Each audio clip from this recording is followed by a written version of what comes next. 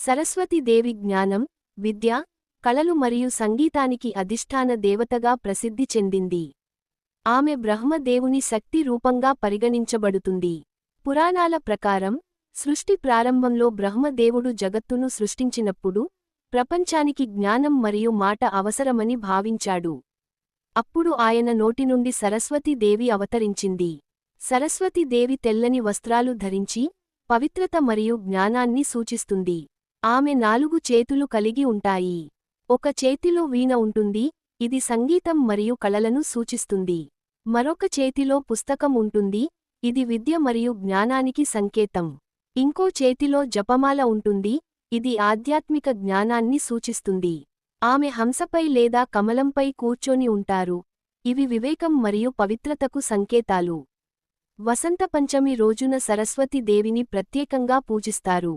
విద్యార్థులు, కళాకారులు మరియు సంగీతకారులు ఆమె ఆశీర్వాదం కోసం ప్రార్థిస్తారు. ఆమెను భక్తితో ఆరాధిస్తే, మనకు జ్ఞానం, బుద్ధి, వాక్పటుత్వం మరియు కళలలో ప్రగతి లభిస్తాయని నమ్మకం. మంత్రం ఓం ఐం సరస్వత్యై నమః. చేతులు ముడుచుకున్న వ్యక్తి